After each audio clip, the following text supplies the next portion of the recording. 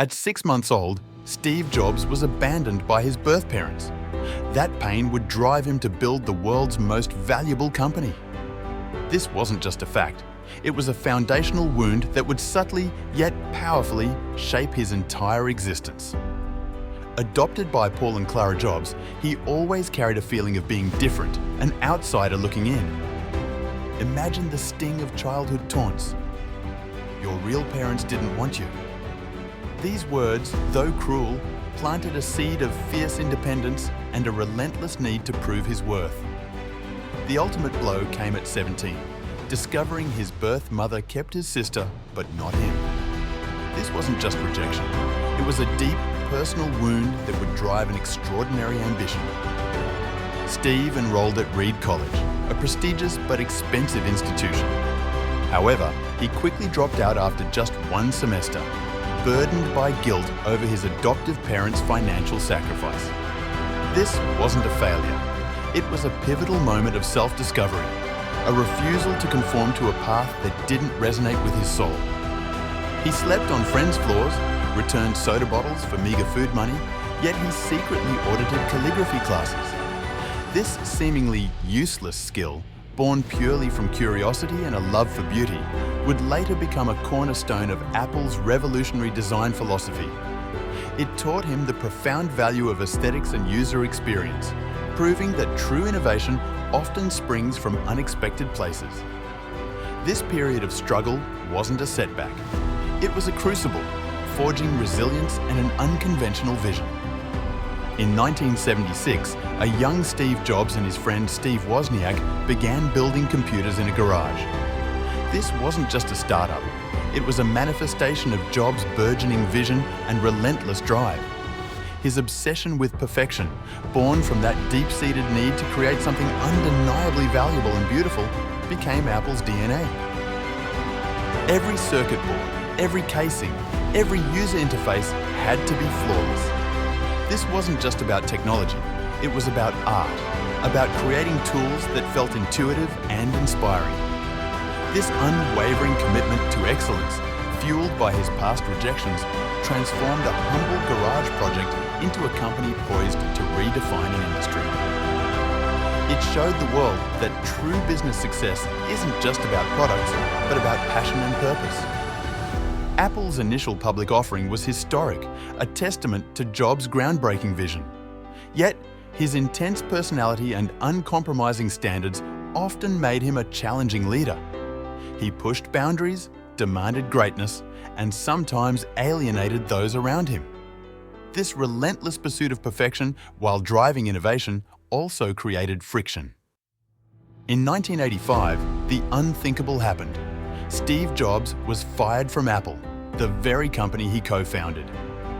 This wasn't just a professional setback, it was a profound personal rejection, a public humiliation that could have crushed anyone's spirit. It was a moment that tested his resolve to its absolute core, forcing him to confront his deepest fears and redefine his purpose. For many, being ousted from their own creation would be the end. But for Steve Jobs, it was a catalyst for reinvention. He founded Next, a computer company, and acquired Pixar, a struggling animation studio. These ventures were fraught with challenges, demanding every ounce of his entrepreneurial spirit and resilience. He faced skepticism, financial hurdles, and the immense pressure of starting anew.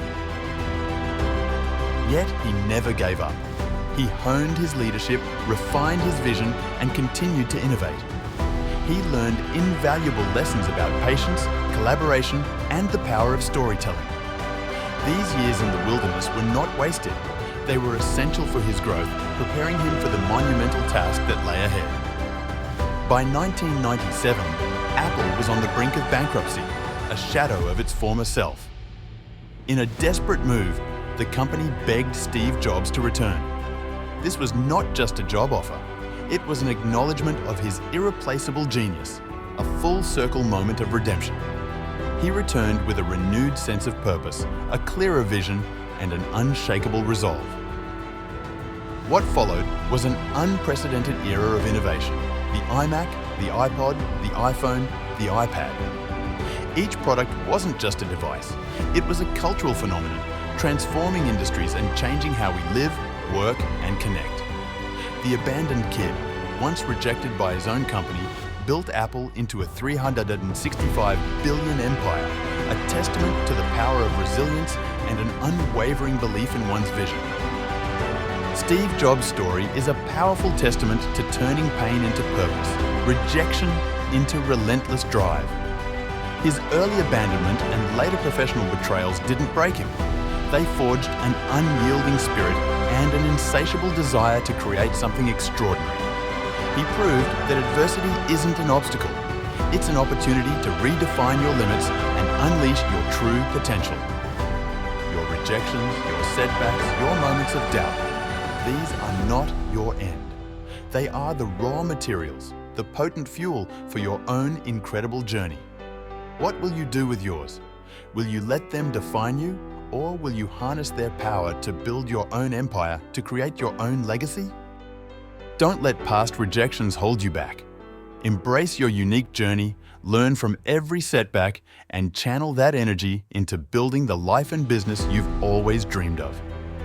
Subscribe to our channel for more inspiring stories and actionable strategies to transform your challenges into triumphs. Share this video with someone who needs to hear this message and let us know in the comments. What rejection are you ready to turn into your greatest strength? Your success story starts now.